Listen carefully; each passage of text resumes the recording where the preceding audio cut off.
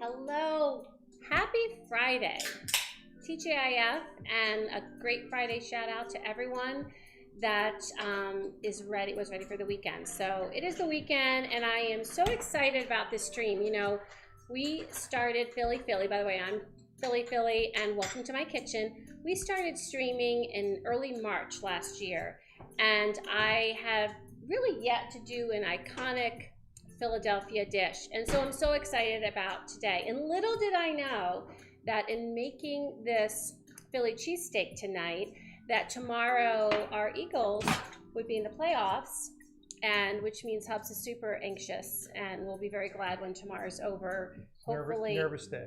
Very nervous. So it was better to switch it from tomorrow to today because he might be unable to talk tomorrow. I wouldn't have been on the call. Yeah. So in any event, welcome to my kitchen, and we are making Philly cheesesteaks. But we're wearing Eagles green too. And we got some Eagles green. I mean, this isn't the true teal green, but it is green, and it is for our Eagles. Without wearing our jerseys. Without wearing our jerseys, exactly. So welcome, and please pop in the chat below and let us know you're here. We'd love to chat with you. We'd love to talk about all things cheesesteaks, because cheesesteaks are found all over our country, and it's funny, if you're coming from another country, please let us know if cheesesteaks are available in your country, because I have no idea the answer to that question. And if you're watching the video later, please let us know. Let us know if that's something that you get regularly, if you're out of the United States. But I know in the United States, a lot of people will call things Philly cheesesteaks. And it kind of, if I'm honest, it kind of irks me a little bit, because you see these Philly cheesesteaks, and they really are far from what a Philly cheesesteak is. Now, I'm not here to tell you that this is the way all cheesesteaks could be. As a cook, I will say one of the things I love about cooking is variations, and I love mixing different, cuisines together, and really coming up with some awesome tastes and flavors. So I am not saying that whatsoever, but when someone bills it on their menu as a Philly cheesesteak, and it's so far from what a Philly cheesesteak really is, I kind of get a little bit the heebie-jeebies.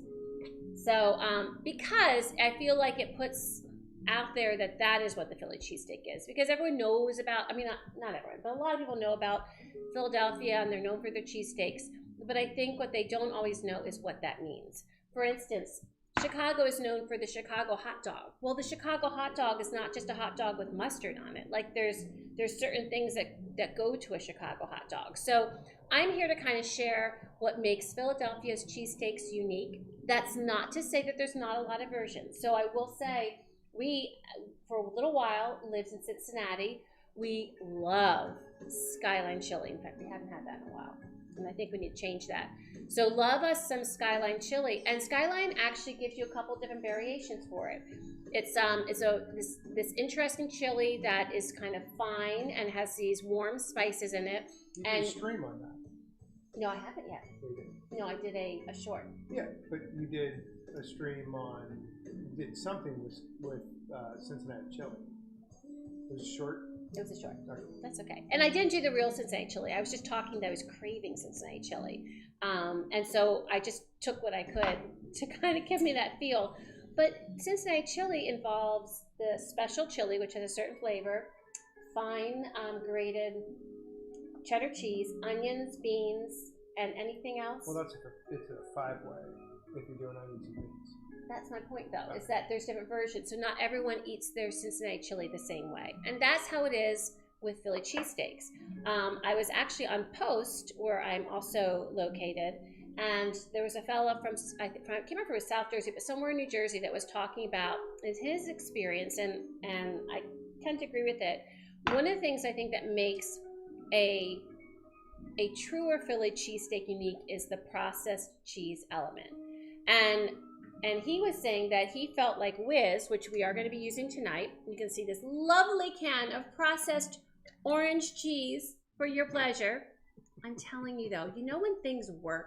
You know when things are on, and the combination of the beefiness and the onioniness and whatever else, it just all works. Yes, it just all works. Well, that's one of the things that works with Cheese Whiz and American cheese. So let me ask you the question now. So with the three cheeses, so Cheese Whiz, provolone, and American. Rank them your favorites from 1 to 3. So my favorite would actually be the American cheese. Really? Okay. Cheese Whiz would be next because there's something about the American tang. Yep. And Cheese Whiz has some of that tang that I think is really what goes so well with the beefiness and the onions. If you choose onions, not everyone, you don't have to have onions to make it a Philly cheesesteak. And then provolone. And the thing is this, I'm not opposed to provolone being on a cheesesteak. That is not what I'm saying. I'm not opposed to mozzarella being on a cheesesteak. Frankly, you could put whatever you want. There was someone that posted on Twitter that talked about like a smoked Gouda cheese sauce. I'm sure that's fabulous. But what it isn't is a Philly cheesesteak. And I think what's more iconic, and people could come at me and do all these comments, and I love a robust conversation, but part of, I think, what makes Philadelphia unique with their take on cheesesteaks is the processed cheese. American cheese or Cheese Whiz, and actually one of the steaks we've not had yet is D'Alessandro's, and you can get Cooper Sharp, but again, that's a processed cheese. That is not a aged cheddar or regular cheddar. That's like a processed American kind of cheese. Do you want to know what mine is? I do. So I am Cheese Whiz. Oh, that's first. American, then provolone. Okay. And part of, I think, why American is my favorite is it's just so easy. Like we always have, or we often have American cheese, whereas we don't always have. This is difficult. What's that?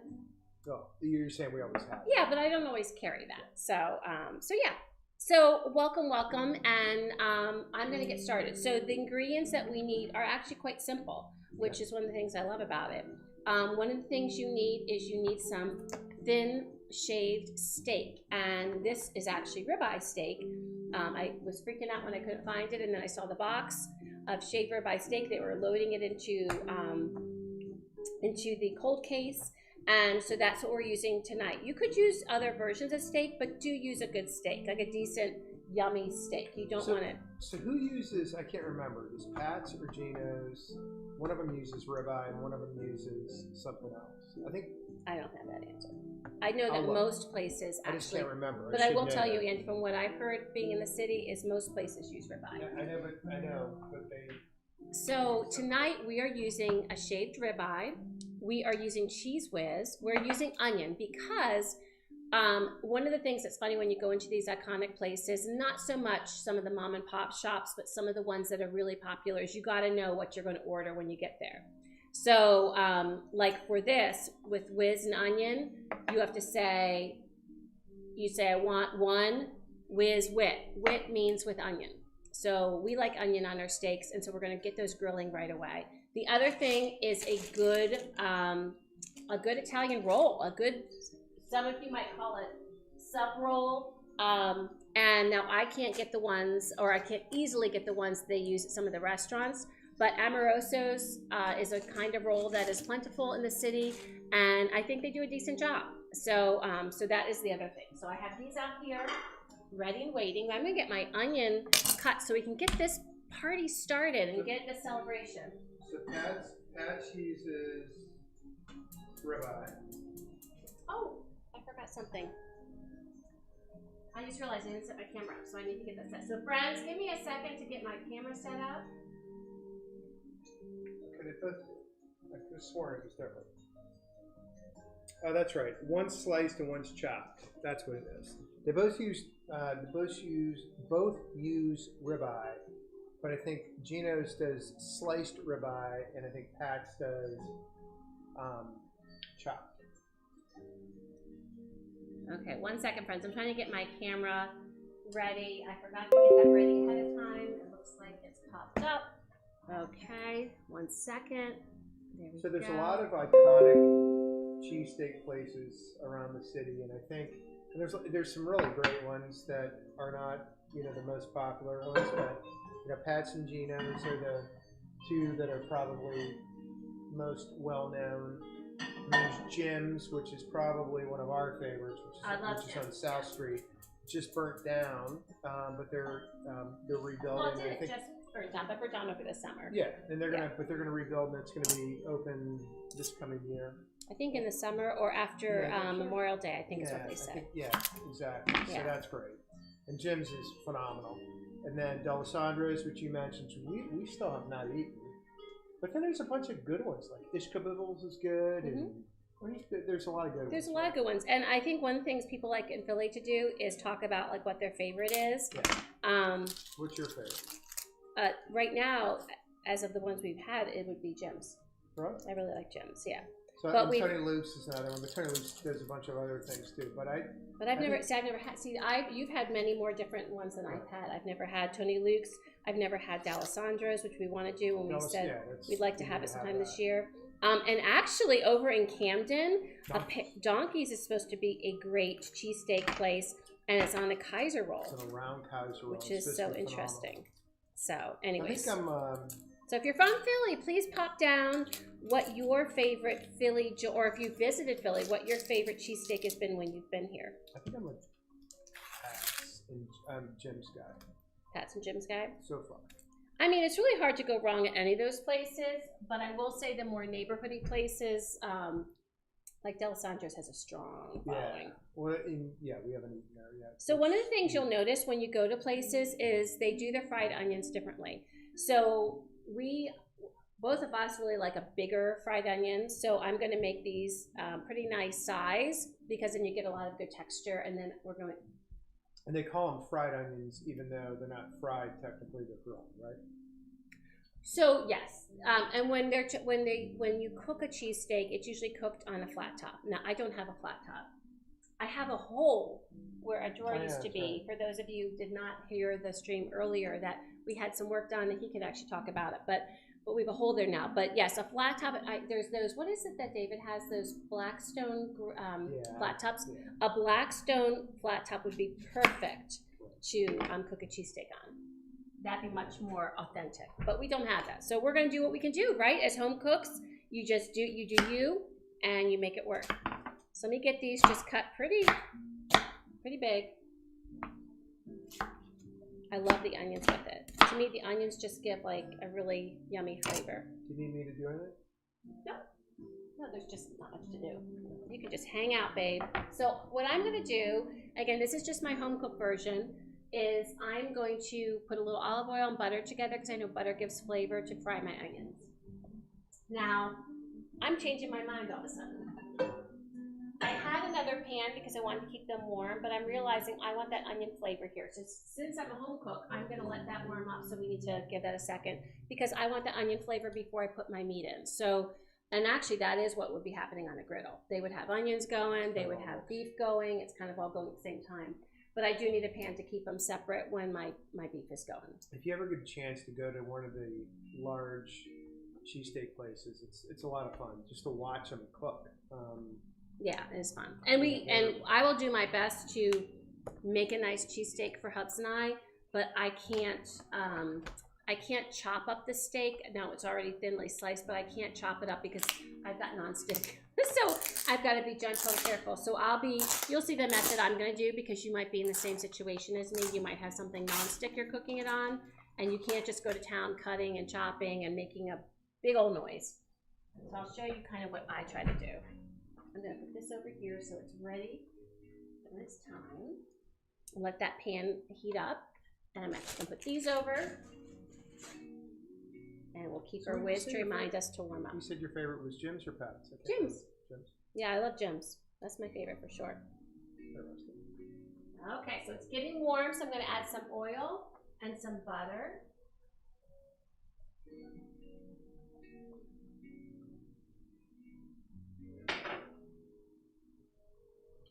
Now, cheesesteak is not a health item. So, like, this is a splurge. This is a splurge meal for us. So we are just going to enjoy it and not think about the butter and the cheese. But if you're making this on your own, you can adjust that. You can adjust the salt. You can adjust the fat just to try to make it as healthy as you want. By the way, I'm surprised you didn't mention the cheesesteak we had at that steak restaurant, which is not a Philly. I mean, it was their spin being in Philadelphia on the Philadelphia cheesesteak, but that was one of the best things I ever had in my life, and it was absolutely not a Philly cheesesteak, but it was phenomenal. What do you remember what was on it? So might need to talk a little louder, by the way. I'll figure it out because I can't remember what was on it. So it was a place, a high-end steak place named Barclay Prime. We've eaten at a couple times, and we went there for our son's graduation dinner. And they are known, again, it's a very nice steakhouse, but they are known that they also have the best cheesesteak in the world. And so, and it's extraordinarily expensive. And it's very unusual to have a cheesesteak in a high-end steak place. So, but they did it almost as an appetizer. There was 5 of us that were there, and they cut it up in fists, and they got it. But it was, well, I should say we did it as an appetizer because the steak itself was really expensive, obscenely expensive. So we were all going to split it and just get a nice little. I think the steak was $110. The thing was $110, so it was shockingly expensive, but it was a special occasion. But it was fun, and we all got to split it and taste it. And I think all of us agreed it was one of the best things we had. It was phenomenal. It was just, and I'll tell you why in a second once I look it up. But I will say, in that same breath, even though it was one of the best things I had, it wasn't a Philly cheesesteak. It was just in a phenomenal. Correct. It was just a really good a Philly cheesesteak. Yeah. It was really delicious. So the onions, I just add some salt and pepper. I'm going to be adding some simple seasonings to the ribeye once I get that going. And what I usually like to add is some onion powder, some garlic powder, salt and pepper. Just keep it really simple because honestly, it's the tang of the cheese and then the yumminess of the onions that really gives it what makes it special. Yeah, so it's Wagyu ribeye.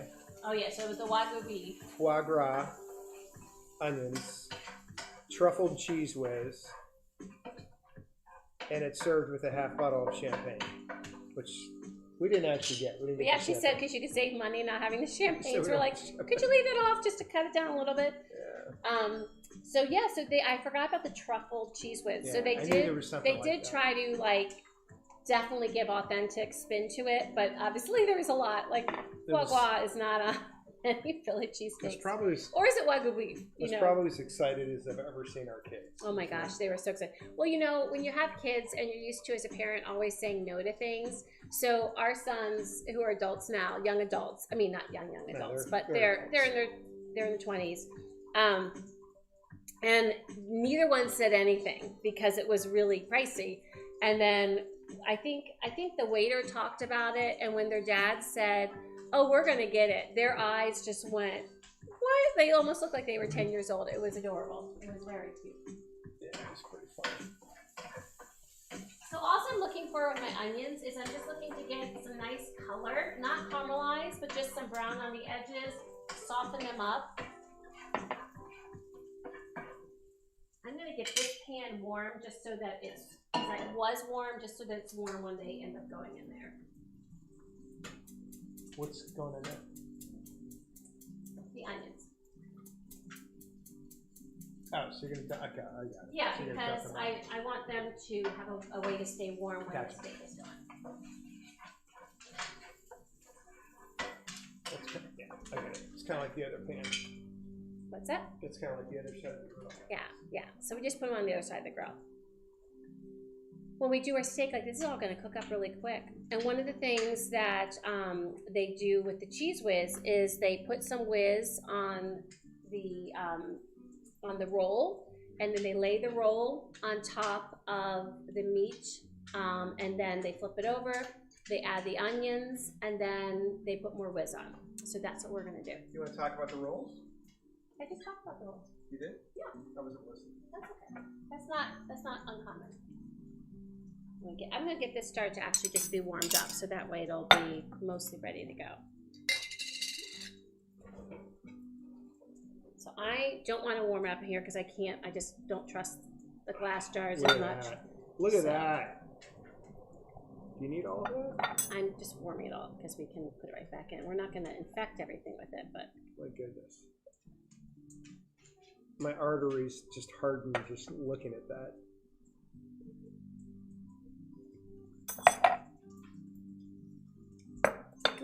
How is it? Very whizzy. It has that tang. Whiz definitely. Very whizzy.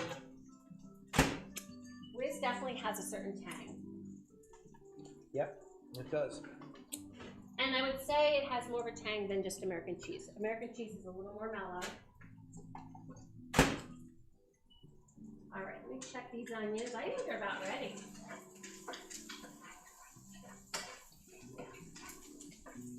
I don't know if you can see that, but it's perfect. They've got, and that color is nice good, so let me bring it to here. You can see they've got some color, but there's white also. They're white onions, and I think they're pretty perfect.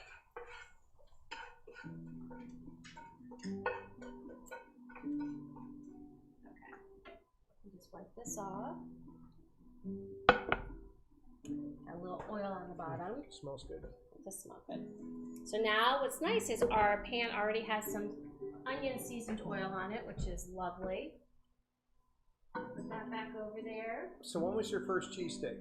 And we'll put some more oil there. 1 second, sweetie. I'm gonna need to get this going. Get some butter in there. And what I found is easiest to do, in fact, we don't need this anymore. Oh, actually, yeah, we're gonna use it to put the final product on.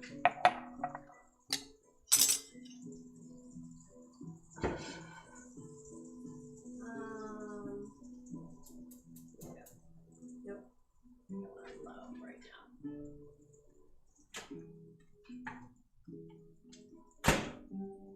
All right, so what I usually do when I'm adding the beef is then I find what works best for me is to just get some tongs, and I'm just taking these thin slices and just putting them around on the pan. If you just plop it, it's going to be heavy, and it's not going to be as easy to kind of like cut them up. Just putting it all around.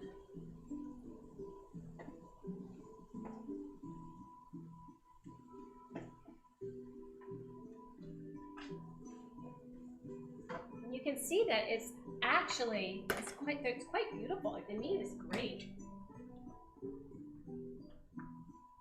Next, I'm going to season it with some onion powder, garlic powder.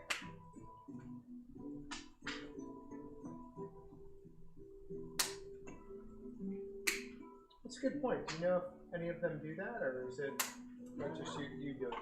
That's just what I do. Salt and pepper? I know they season it with salt.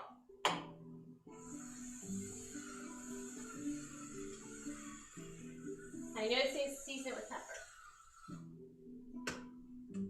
You know what I do is I'm just pushing it away and flipping.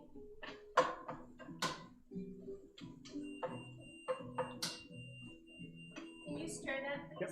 It's going to be hot, so you don't want to take it out. No, actually. Spoon? I think there's the metal spoon. Like this one? Yes. So show me. I'm going to turn up my heat. I need it a little more hot. I think it's pretty hot. Just make sure it's stirred thoroughly. So what I'm trying to do with this method is just try to break apart the steak so it's more like it's chopped. Now and I think this is where some of this technique can be different at different places. I think some restaurants leave things a little more whole slices as opposed to chopping it up like that.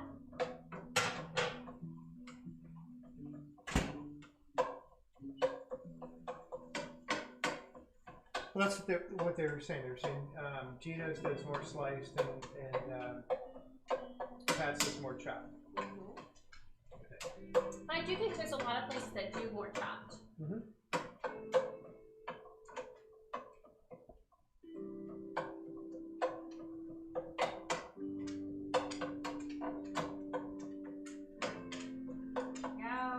So you can see what we want is we want to get any of the pink cooked so we want this all browned.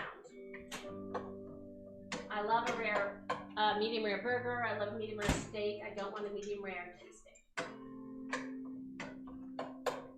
Get the Whiz is done. Okay. Is it super liquidy because that's important.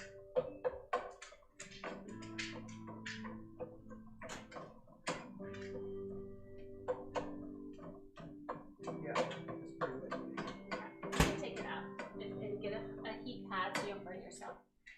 And if you would bring it over right here, would be awesome. Okay. Alright, so now if you can see, everything is all cooked. Everything's browned. The beef is ready. I'm going to turn it down. I'm going to add back my onions. We're both having onions. Now listen, what a restaurant would do is they would put the onions at the top. But we're both getting onions, so I would like mine mixed in. I do prefer mixed in, and since we're doing it at home, I can go ahead and do that. With the spoon in there for you. Actually, no, you can take that out because I'm not going to use this spoon. So what I'm trying to do now is just mix this up so that my onions are pretty well spread out. And then I'm going to take my roll. In fact, I don't need this plate right now. We'll do it on here. I'm going to take my roll. I'm going to open it up. Oh, and it's not open, so I'm going to take a little encouragement. With a knife? Knife encouragement? Yeah, a little knife encouragement. Sometimes they don't split it quite enough. Okay. And then what I'm going to do is I'm going to slather some of this cheese sauce right here. So watch this. Now I just have one of these spatulas. And it can be messy because cheesesteaks are messy. I think that's part of what makes cheesesteaks good is that they're kind of messy food. Just slathering it on here. All my whiz. There we go. So you can see what I did. We did that. Now I'm going to flip this over top of my steak. So we're going to split this one, and then we will split the next one after that. Sounds good. All right, and now I need some big spatulas, which I don't have super big spatulas, so this is going to be a little interesting. Because what I want to do is I want to try to get this over, and I need one of those like big long ones, which I don't have. So what I'm trying to do is get this over top, which only worked for half of it. So I'm just going to get some of that yumminess on here.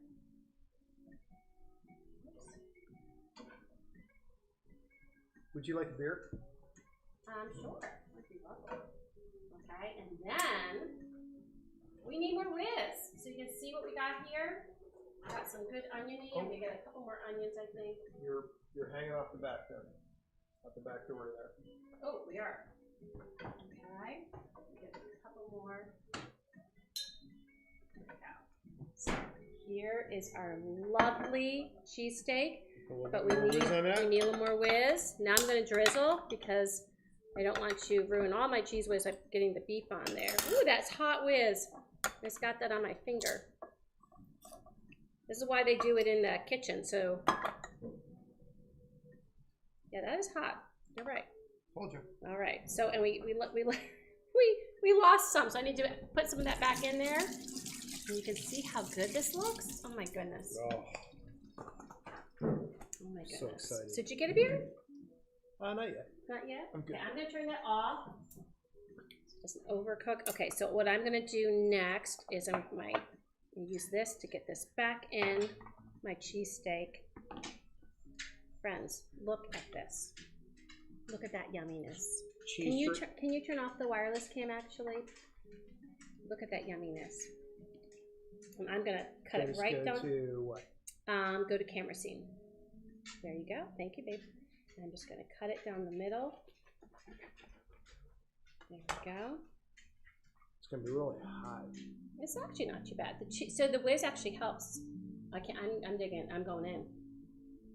This looks amazing. Look at that. I'll let you go. Cheers. No, because we can't. We're going to hit head, so we're both going at the same time. It's hot. Now, what they would do at the store is they would wrap this all up in paper. Can I go in now? Mm-hmm. Well, it's awesome. Mmm. It's really good. It's really hot too. It is really hot. Let me get some paper towels. 1 second. There you go, friend. Thank you. That one for me. Oh, look, it's dripping. Dripping, all that goodness is delicious. I need to do one more. I'm just gonna go take a shower after this. Oh, it's dripping all over the place. Oh my God, that is so good. Tangy, oniony, beefy, everything you want. The fried onions on it, for me, The and texture. if you like onions, you have to like onions, but they're just the best.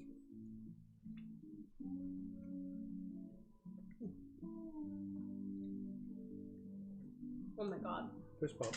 that's so good. Nice work. Thank you.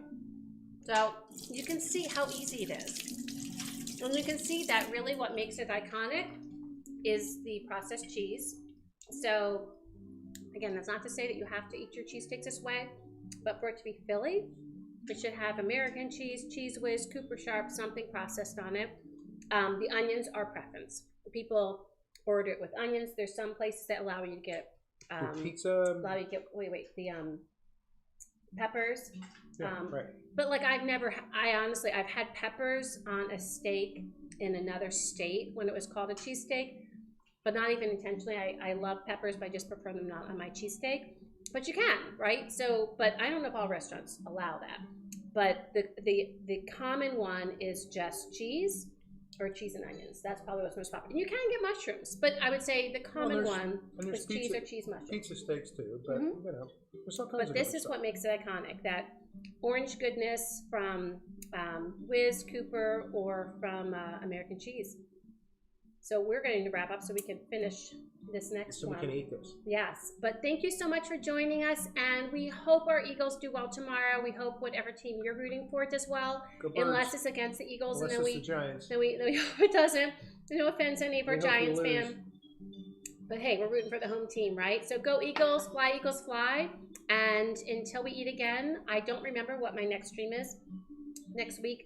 So check the schedule, make sure and like and subscribe and hit the notification button so you don't miss a thing. And also on Twitter, follow me on Philly Live. And I post my schedule and share lots of food pictures, lots of pictures from the goings-ons around here and all the good stuff. So, right? All right. So have a lovely weekend, friends, until we eat again. Enjoy your cheesesteaks. See ya.